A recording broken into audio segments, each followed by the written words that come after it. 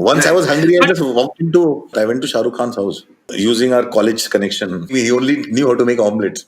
Shool was being made, and the film critic asked Ramu that you got this Pirangi type kid. Does he even know what Shool means? This is when Anurag turns to him and says, like, this is Trishul. And this is true. I remember Karan Johar giving an interview and calling me a psychopath.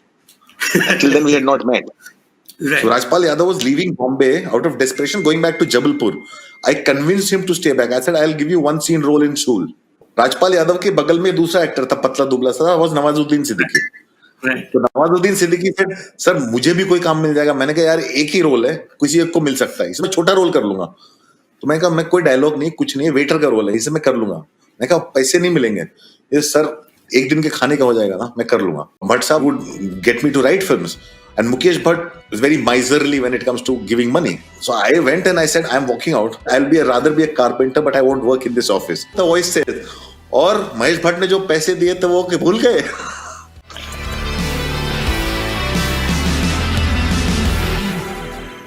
Hello and welcome to Sit With Hitlist, our totally unscripted and in the case of podcast, completely unedited conversation series where we feature what we believe are the top names in terms of most talented people in Bombay film industry. Of course, we don't even need to introduce our guests. Certainly not introduce our guest today purely because if you don't know who he is, then what are you doing watching this in the first place? What am I doing interviewing him in the first place? Ladies and gentlemen, writer-director Anurag Kashyap. Thank you so much, Anurag, for coming on the show. Thank you so much, Mayank. Thank you so much. Always good to see you. This is something that I've always wanted to ask you because it came up in a conversation or interview I once did with Imtiaz. And this is from back in the 90s when Imtiaz, I'm presuming, was in college. He was in the Dramatic Society or that he had founded for Hindu College back then. And there was a TV serial being made at the time. And, I think someone approached him to sort of cast for that TV show. And the first time in his life that he ever saw a portfolio for those who don't know, and I think everyone knows, was a bunch of pictures that you gave him of you in various poses. Yeah. I don't know whether Cop was one of them. So that's a fascinating story. The first time the Imtiaz ever saw portfolio back in 1992. 1992 in Delhi, Imtiaz was still in Hindu. And 1992 in Delhi, I had just discovered theatre and I was doing a lot of theatre. And when you start doing theatre, then people tell you, I met a guy who said, you need to get pictures clicked if you want work. And so I got my pictures clicked. So there's a company that used to do that. We'll make portfolio for 3,000 rupees, which is a lot of money. So I collected 3,000 rupees and got some pictures clicked. And those pictures I gave him, that was my only portfolio I made, which I came to Bombay. And I didn't know what to do because since I was doing theatre, I thought acting is a way into the film industry, but I wasn't very clear about what I want to do with acting. And I started doing a lot of acting on stage and I did some films. What Imtiaz did not tell you was one of the first films that I did as an actor in the lead role. My co-actor was Imtiaz Ali. So we were both co-actors in a film, the only copy of which is with Z. Because Z premiered that film on 26th January 1994. What is this film that nobody's heard of? That stars nobody wants to talk about it. We don't want to talk about it. Imtiaz will kill me. If you ever try to go into the C library and find it out and put it out there, Imtiaz will come after you.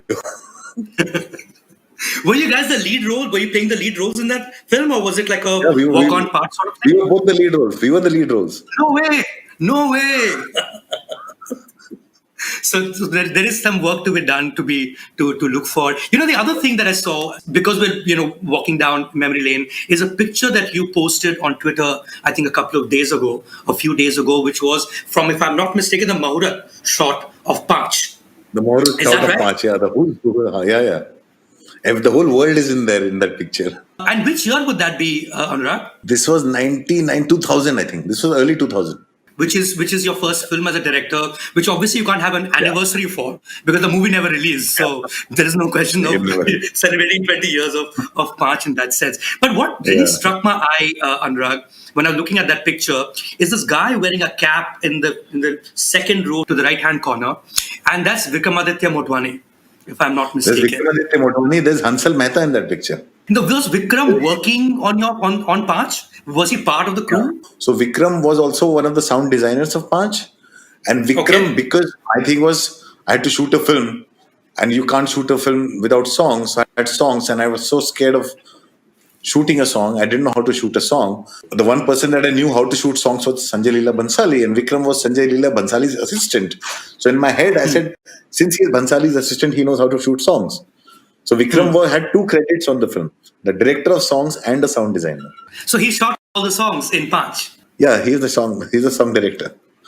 And that was Bosco. That was so many people. Abbas Tyrewala was the lyrics writer. Vishal Bhardwaj did the music. Bosco Caesar's first film as a choreographer. Nati's first film as a cameraman. Wasik's first film as an art director. Wasik Khan. Aarti Bajaj's first film as an editor. It was a first for many people. You know, Anurag, I know a lot of people, and they rightly consider you one of the finest we've had. But I think your greatest contribution outside of filmmaking, which is obvious and that is there to be seen, is how you created an ecosystem of writers, of technicians, of actors in Warsaw, where you currently are.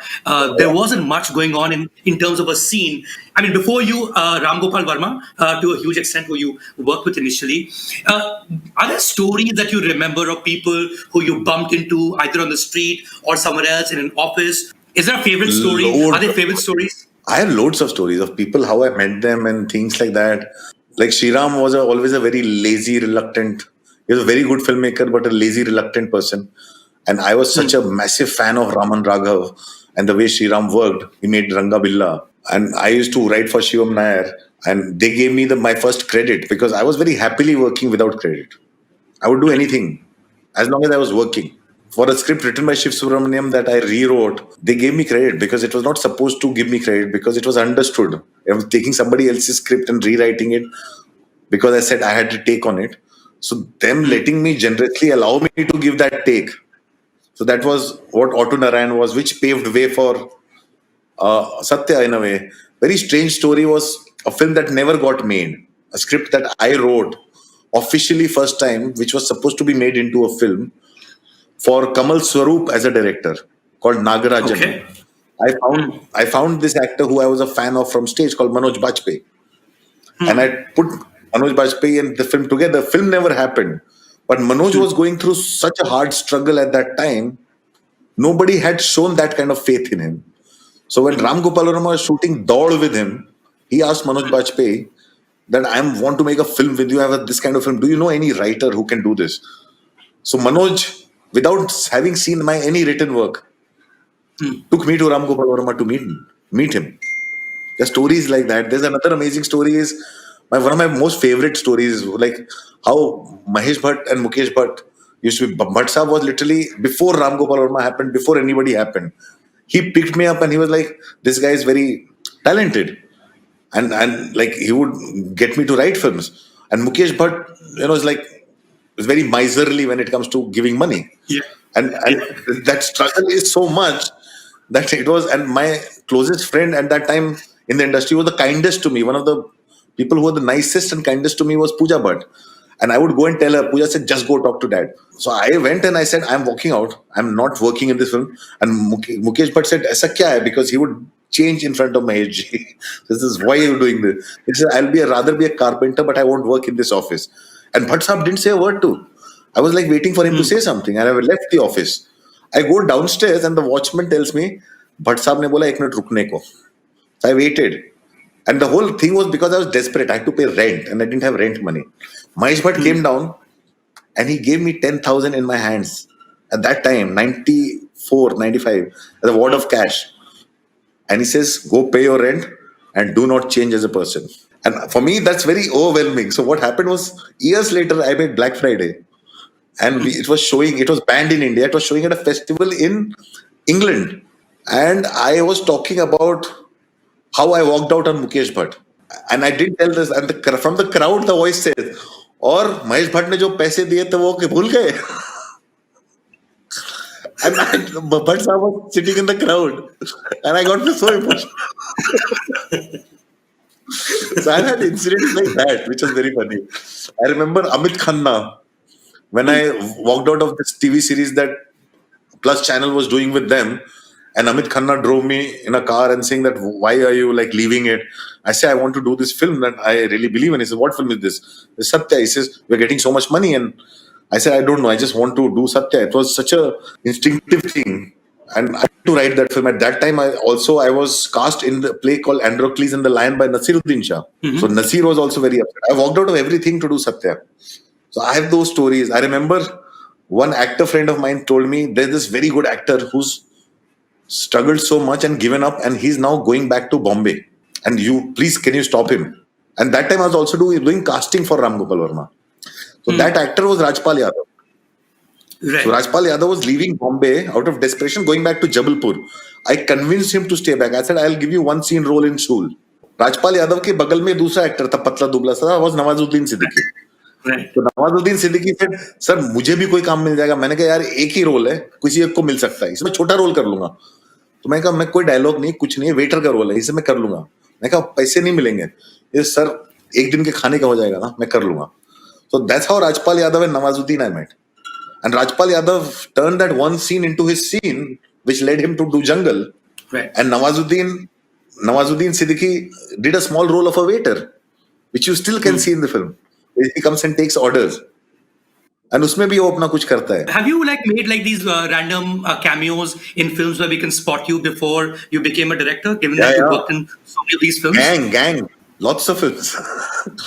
You should see Gang, Mazhar Khan's Gang. One day I remember I get a message from somebody saying that, were you there in Gang?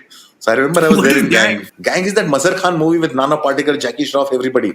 So I have a scene with Nana Patekar and everything in Gang. And I have this very thin cop. Again a cop. I'm again a cop in a Hollywood film called The Maharaja's Daughter back in 93. I was cast in the film. I was too young. I did not even have a mustache. With Burt Young. Burt Young, you remember from Rocky. Sylvester Stallone's trainer. I had a scene with him. Right. I played a cop in that Hollywood film as well. So I have lots of cop roles. And Gang, I played a cop with, the scene was with Nana Patekar, Javed Jafri. It was a scene, I'm an honest cop who they're manipulating. You can spot me in Gang. You got paid for it. It's a proper role in the sense of, you've been cast through an audition and those processes. No, Gang, I was cast through, I was promised money. I was never paid that money. अच्छा पैसा भी नहीं मिला. Gang, I think nobody got paid. Even the stars didn't get paid. Everybody did it for the love of Mazhar Khan. That's why the film took 10 years to get made. I have stories when I used to carry Bhatt Saab's books, standing on the set of, I don't know, what was the Yash Johar film, he did Duplicate or something. And standing outside and so intimidated. Shah Rukh I knew from university days. I'd seen him, so I was never intimidated by him in that way. But standing by the set, the grandness of the set, and Bhatt Saab Katha, and I was carrying his books. And I was hungry and I had no money, I was standing outside. I remember Yash Johar seeing me, and Yash Johar was such a unlike any producer that I've met ever since or even before. He's just the most kindest, most amazing human being. He sensed I was hungry. And he came to me and he came and asked me, he says, एक काम करो, किताब रखो side में, कहीं भागी नहीं जा रही है, पहले चलो बैठो खाना खाओ. And he took me aside and he put me down and he fed me. So those little things that you remember for life. Once I was hungry, I just walked into Jannat. I went to Shah Rukh Khan's house. Because using our college connection, I remember him feeding me. He only knew how to make omelets. I've done things like that. I mean, this is around the time that you already had a mansion in Bandstand? Yeah. This is before No Smoking. This is after I had made Black Friday and all. I was in very bad shape. This is after my marriage had broken up. I was literally homeless. I was struggling for lots of things. And 2 films were banned, Black Friday and Paanch. Personally, for you, Anurag, you've been around in the film industry in a sense. You're a film industry kid now because you were a kid when you moved in here, when you moved to Bombay. There was a certain perception that people had in terms of you as a person because you were extremely vocal. You would blog, you would not care about what you're saying about whoever. The consequences be damned. In all that time, I think, how did they perceive you initially? My favorite story of yours, Anurag, that you told me a long, long time ago, and I don't know if you remember you telling me this, was this one time that you were on the set with Ram Gopal Verma, and there was a film critic, and there weren't that many film critics back in the day. I think this is around the time Shul was being made. And the film critic asked Ramu that you got this Firangi type kid, does he even know what Shul means? And I must let the viewers know, this is when Anurag turns to him and says that, this is Trishul and this is Shul. That's just audacity of youth. But that hasn't changed so much about you over years, or has it? I was an angry person at that time. Anybody who knew me didn't mind me. Hmm. Like anyone who knew me, because what happened actually was when I was blogging, so I had fought on the set of Mission Kashmir, and like if you talk to Vidu, he never like kind of ran away from me or thought that I was this angry person. I would get angry, but people also knew that I was childlike. And it's the blogging period that when people did not know me and I went after everything that I thought was mediocre or nepotistic or everything, I was literally that time everybody thought I'm this person. Like Karan, I remember Karan Johar giving an interview and calling me a psychopath. Until then, we had not met. Right. And so he called me a psychopath, and I called him a fat kid who still thinks he's the same kid in school or something. No, we remember we had this fight in midday. Actually, I remember saying something about Anil Kapoor in an interview in again, which became the headline and all that kind of a thing. But it was more because of the blogs, and I had no clue that my blogs that I was writing, I thought I was addressing to these personal, private people, would start getting Hmm. picked up by the newspapers. Hmm. And that created a persona which actually was not me, but it helped me a lot in my career In what because sense? people would because people left me alone. If Hmm. I would do a film, people said इससे argue नहीं करना चाहिए. So people left me alone a lot. It also helped me build the kind of films that I did. And the greatest thing that blog did to me was it made me meet so many like-minded people. So if you look at all the filmmakers who matter today in some way or the other internationally started on that Hmm. blog. Chaitanya Tamhane, Vasan Bala, Neeraj Ghewan. There was Divakar Banerjee was there even before his first film had come out. There was Sneha Khanwalkar on that blog. There was, I don't know, there's just so many, Anand Gandhi, so many people. And so many people quit their job. Vasan quit his job. I remember Neeraj Ghewan quit his job, came and met me, started working with me. There was a community that it made, and which empowered us and started to just started making things possible for us. Suddenly, these people came, they started working with me. I started raising money for them. People started putting in money. We raised money on Facebook. We started making the kind of films, and my office space became like a dharamshala. People would stay there, Hmm. live there. The only thing we could provide was food. So it was how things started to change. It was an organic process, and it started by accident. And the accident being the blog. Accident being me discovering internet. Like I bought my first laptop and I discovered internet. So what do you do when you do discover internet? You first Google yourself. So I Googled myself. Hmm. And it landed me on a page where people were Hmm. talking about my film. And they were all talking about me with incorrect information. So I got onto that page to correct the information. I was like this because I was going through a phase where everybody was saying things which I was not. I was very angry. I was like, but that's not true. This is who are you? How do you know so much? So, because I am Anurag Kashyap. And then I realized that was the blog. That was the blog called PFC. And then she said, why don't you sir start talking about your things? So I said, okay, fine, I'll talk. I thought there were just 20 people who would read what I write. Hmm. Till it got picked up by the media, and then suddenly it changed. Right. I think one of the things that happened as a result, Anurag, and I see this so often in Yari Road, Versova area now.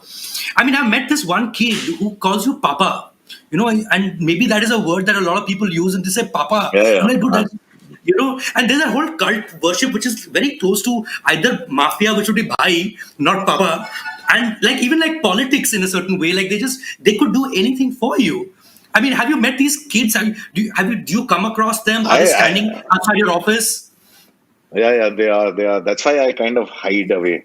I always disappear because it started with me doing casting for Ram Gopal Verma, Hmm. and what happened was Ramu used to always work with newcomers, Hmm. and Ramu ji he's the one who brought in, say, Atul Sabarwal, अपना क्या नाम है, Shriram Raghavan made एक हसीना थी there, Shimit Amin, so Hmm. many Abbas Tarwala, so many people found their voices there. So what happened was when Ramuji started working with stars, still was Hmm. constantly discovering new actors. With Gangs of Wasseypur, the same thing started around me with actors. Hmm. And what Hmm. happened with that blog was when Udan came out, and Vasan made his first film and Gevan made his first film. So they would all tell stories about how we met. So whole lot of engineers and doctors started dropping out. So they thought this is the way to do it. I was the outsider who made his way in on his own terms. So everybody started coming to me. There's a whole lot of mass kind of infiltration that happened. I remember when QTAPA started, all those guys, the first videos started with me. AIB's first podcast was with me. So every time anybody would start out, Right. I would be there. And also because I used to do it just because I used to love them. Nothing, if you really love films, you'll do it. Yeah. People do it the world over. Martin Scorsese, who we think is God, gives more time to filmmakers from all over the world than I would do to filmmakers here. So that for me is that was the biggest learning that I had. I'm saying how this man who's so busy and so much more larger in status than all of us constantly makes time for young filmmakers and watches their films and gives feedback and writes letters to them which are like for trophies for us. He's done that to Gevan, he's done that to me, and so hum log kya hai?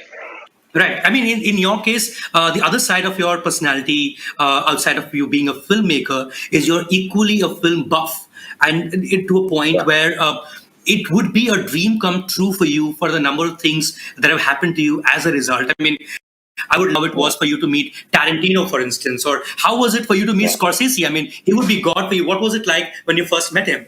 I had the funniest story when I first met Scorsese. So like I finally got this request wanting to see Gangs of Wasseypur. And I was like so jealous because I couldn't travel at that time. And Guneet was traveling to New York. So I gave Guneet a copy of the film. And she is like, okay, she said I dropped it at his house. I was so jealous because I thought it was my opportunity to meet him. And she went to his house and dropped the film. And I missed that opportunity. And then one day the letter comes in the mail. And that letter like totally blew me. I was like, I framed that letter. And the letter came in the mail. I not just copied it, I enlarged it. I made it such a big one and framed it and hung it on my wall. And I was so proud of it for the longest time. I didn't want to reveal it for the longest time. It was just in my office. Then I got a call inviting me to a jury by him. So in the sense, that's the first time I met him. So when I met him on the jury, and he had not walked in, and I only knew in that jury, I knew Fatih Akin personally. And he had come in, and I was so nervous. So I said, I'll just smoke and come back on the table. Because in that jury was suddenly Mario Cotillard. In that jury was Golshifteh Farhani, Park Chan-wook. So, but I didn't know Park Chan-wook by face. So I was spent in a corner and I was smoking a cigarette. And this man with long flowy hair comes and joins me and starts smoking a cigarette. And he's like, man, I can't believe it. We're meeting Martin Scorsese. And I was like, yeah, man. And he introduced himself and he was Paulo Sorrentino. 2 years later, he won the Academy Award for his movie, Best Foreign Film. So Sorrentino and me were smoking in a corner. I didn't know who Sorrentino was. And we were smoking in a corner, nervous because Scorsese is supposed to come in. And he comes in and the whole table goes silent. So me and Mario Cotillard or Fatih Akin, we were all equals when Scorsese sat down on his table. We were all there because of him. We were all looking at him. There was Amata Escalante. Which festival was this? This is in Marrakesh. That's how we all became friends. And he was just so amazing and he was just so generous and he was so open. And we were the first people to see the first ever cut of Wolf of Wall Street because he was in the jury, heading the jury. And Wolf of Wall Street had was fighting its censor battle. So before the film got cut by little bit, he showed us, only the jury got to see the full movie, uncut movie. Some of those scenes didn't make it to the final cut. He organized a special screening for just 13 of us. 13 of us, 10 of us, sitting in a hall, saw the entire uncut Wolf of Wall Street. So it was such an amazing time. This is the year Wolf of Wall Street came out. Just 2 weeks later, it came out. I've had some amazing experiences. I've had I remember first time I met Coppola, and I saw him and I was looking at him and he knew I wanted to talk to him. So he called me like this old man. He was sitting in one place. And Sofia Coppola was with him. His daughter was there with him and he's old. And he made me sit in his lap and said, now talk to me. So I was like, it's like a grandfather putting you in his lap and saying, bolo kya bolna hai. I've had some incredibly beautiful experiences. They're just so personal that, I don't want to corrupt them. Right. Did you have this? Did you have a similar, sort of experience when you moved to Bombay? Given that you were a film buff to begin with, or was Bollywood something very different from how you perceived world cinema to be in the first place? We will never forget people who were nice and kind and warm to you at a time like this.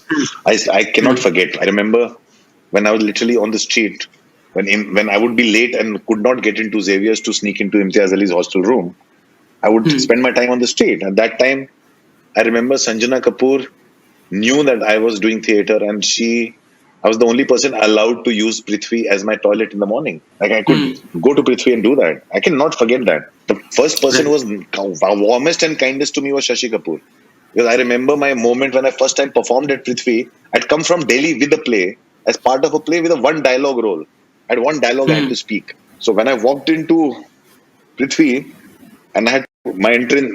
I would wait for my entry, and my entry came, and I went to speak my line, and I was supposed to take the light and stand on the line. So when I took the light, in front of me was Shashi Kapoor sitting there, and I saw him, and I forgot my line. I totally forgot my line. I blanked out. The actor handled the scene, and after that, he was so warm to me. Yes, Johar. I just cannot forget those people who are like just little tiny gestures. So those are the people who you remember. I've had moments like that. I remember very desperately. I remember once I trolled somebody when there was no social media. Terrible trolling that I did. That was horrible. I called Mukul Anand was making Trimurti, Hmm. and I wanted to work with him as an assistant. And that was the time for landline. They were not in mobile phones. So I would call his house. Somebody would pick up. I said, Mukul Anand जी से बात हो सकती है? I said नहीं, वो अभी busy है. बाद में phone करिए. And फिर I'll call again. Every call was 1 rupee coin, right? And so Hmm. called again the second time. Third time I was like, Timo, मतलब सुभाष का ही बोल रहा हूँ, बोलना कल से सेट पे आने की जरूरत नहीं है. And I put the phone down. So now, now when on social media I get trolled or somebody does things to me, I just remember of my time and I laugh. Also, like personally for you, Anurag, I mean, you are a writer, a director, and I'm presuming the sense I get is that you actually got into films or got into even direction primarily first being a writer. And that's something that you were Yeah, inclined yeah, towards even during school and even later, and you were writing yeah, yeah, stories, I'm yeah. presuming. After all these years, and I know, I mean, we all know the film buff side of you, but if you had to pick one profession, let's say there were, if you had to pick one profession and you had no other choice, you would be a director or a writer. Which of the two would you pick up? I would rather be a director because as a director I take liberty. See, now I'm working with scripts with other people. Like I have Right. script with Nihit Bhave, Kanika Dhillon, and Hmm. also Vineet when he came with Mukkabaz. They feel secure with me to let me take their script and interpret it my way, and they stand with Hmm. me. So throughout Hmm. the process, and I enjoy Hmm. that process. I would rather be a director Right. because if I like somebody's story, I can give it a shape alongside, not totally take total liberty Right. with them, sitting with them, with their permission, with their collaboration, and change the script. So I prefer, I would choose to be a director. Was it after Bombay Velvet, if I'm not mistaken, Anurag, that you actually put out a social media post saying, "Hey guys, if you have a script, give it to me"? Yeah. Because before it was almost given that if you are writing is when you are directing, you hadn't worked on anyone else's script in any case. Is that correct? No, I used to, yeah, no, I have worked with ideas of other people.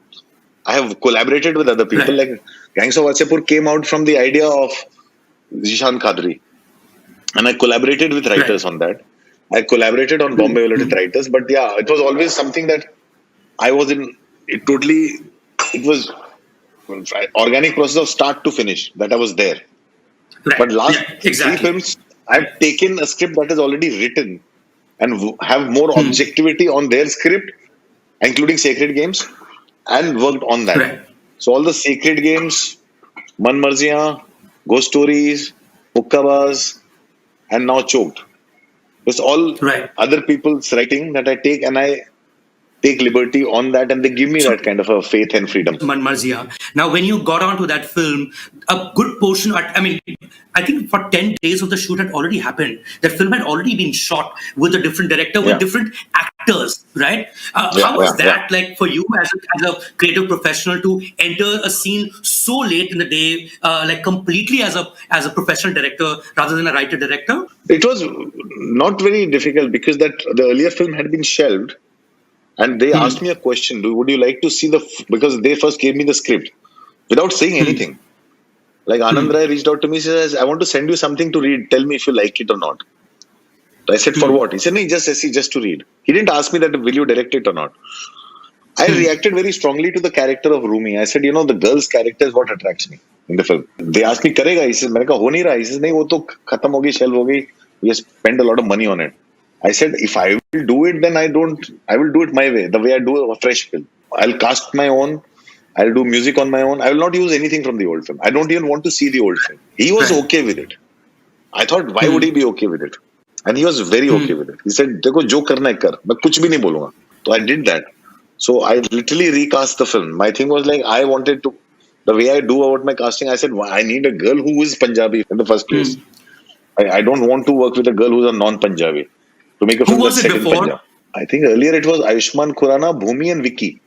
And Correct. I That's correct. spoke to Vicky, and I was looking at a film as a younger film first. So I Hmm. was looking for younger actresses. I said, I'll make it a younger film. So when I spoke to Vicky because Vicky had worked with me, and Vicky says, "Sir, आप Hmm. ये film कर रहे हो, ये वो सारा क्या हो रहा है?"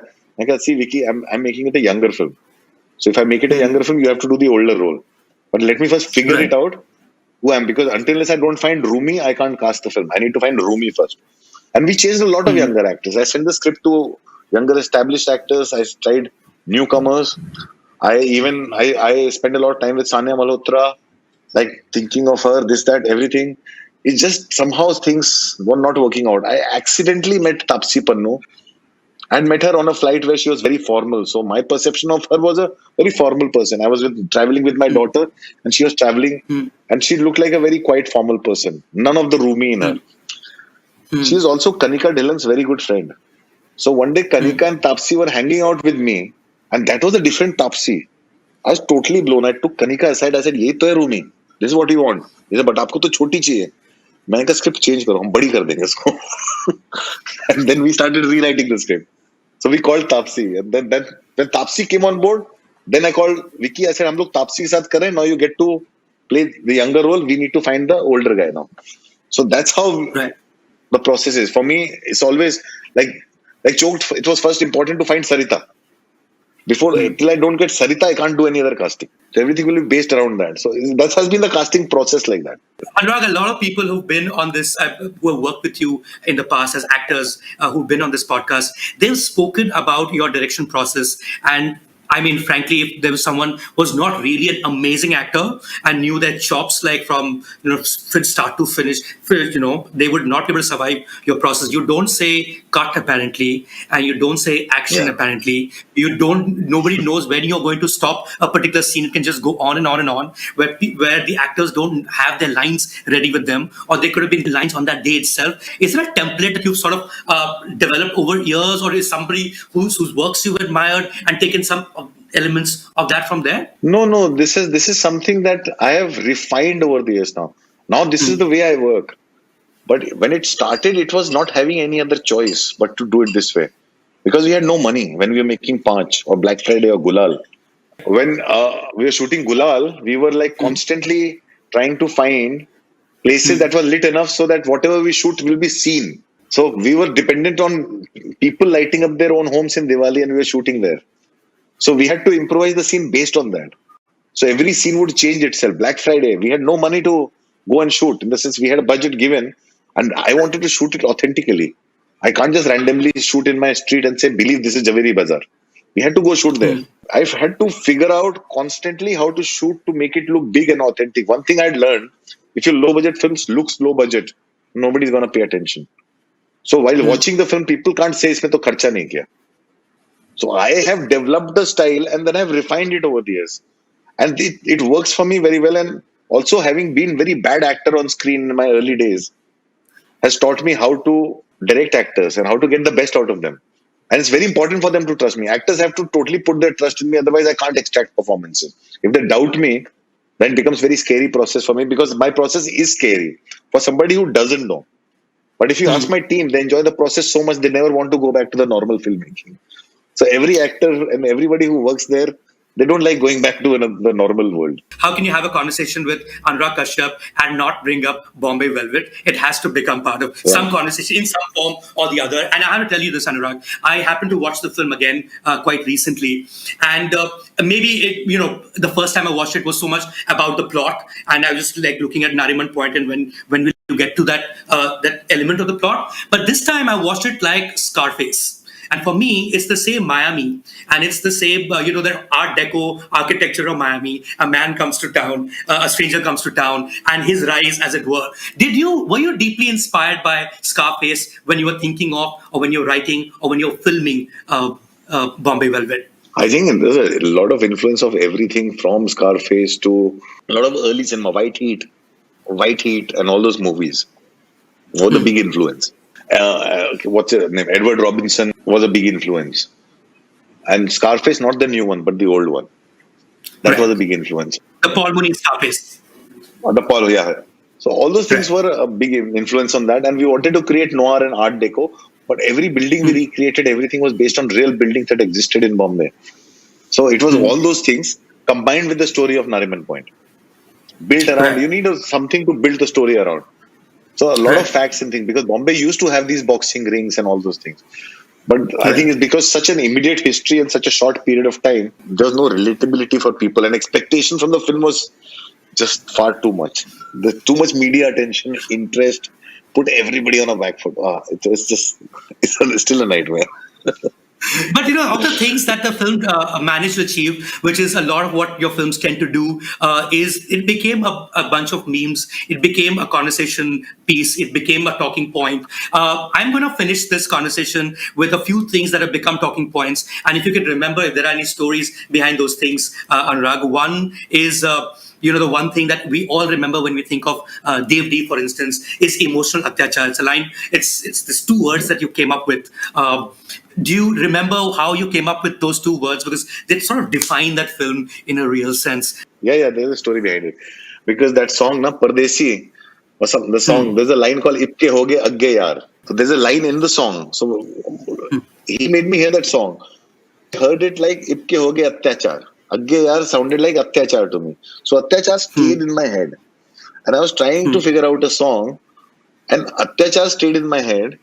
So, and I was in that phase where I was telling Amit Trivedi that Paella, by God, add that by God to it. So I asked him to do that. So that Agge Yaar, and then I remember that I heard it as Atyachar, and he told me it's Agge Yaar, but Atyachar was playing in my head, and I was lying in bed, and suddenly emotional Atyachar just occurred to me. It was 11 p.m. And I called up Amit. I said, just write down this word, emotional Atyachar. This is what? I said, just write it down. I want a song around it. I'll tell you what. Just write it down. And he wrote emotional Atyachar. And I said, and then from emotional Atyachar, I went back to my memory of Kamal Swaroop's Om Darbadar, where the song was Meri Jaan A, Meri Jaan B, Meri Jaan C. And that song influenced me so much that earlier I wanted to use that brass band element in Gulal, which I did not end up using, which we only used a little bit on Piyush Mishra. He's always dressed like a bandmaster. And there's some elements that you have always wanted to use because it impacted you. Also, Underground, Amir Kusturika's Underground, because he constantly plays with the band and that whole opening sequence. I wanted to use that. So it started with using this band element, and we had started shooting. So all those things I said band ka record karna, emotional atyachar gana hai. Baki you figure it out. Baki it was Amitav and Amit. I did not do more than that. I said brass band, emotional atyachar. The other one that everyone talks about is from Gangs of Wasseypur, and it's about obviously that most famous line now is "Tumse na ho payega." Is there a story behind that? No, there's no story. It's the beautiful delivery of Tigmanshu Dhulia. It's such a beautiful delivery of Tigmanshu Dhulia. He just simplifies it so much. I said, "Better tumse na ho payega." It's a very Allahabadi. I'm saying there's a lot of credit that's been given, but literally the credit for that line goes to Tigmanshu Dhulia. Keh ke lunga. Keh ke lunga, again the same thing. It's a gibberish, because what happens is a lot of songs we record in gibberish when we are trying to find music. So the gibberish that went when she was recording the song, it went like Kengel lunga. So Sneha was recording the way songs should be in gibberish. So that gibberish became Kenge lunga. I said Kenge lunga nahi, Keh ke lunga. And Keh ke lunga came from that gibberish, became Keh ke lunga. So it was the song that came first, and then I incorporated that in the script, and it became a dialogue. And I called Piyush Mishra. I said, "कह के लूंगा song, आप ही लिख सकते हो." Talking of scenes, because we're wrapping up, if I have to think of one of the greatest scenes that you've done, Anurag, it would be from Black Friday, and it would be the chase sequence, going fast, going slow. Is there a story behind the chase sequence in Black Friday that you can remember? Yeah, it was just. I remember I was shooting arrests. There's a whole chapter on the arrests of the people who were accused. So after shooting the third arrest, I was like, यार it's too repetitive. Police आते हैं, कुछ कर रहे होते हैं, अभी मैं कितना अलग सोचूंगा. But we had to show, what is very important was to show that what part of the city these people came from. So I said, instead of showing every individual arrest, to show what part of the world they came from, let's shoot a chase sequence in that world.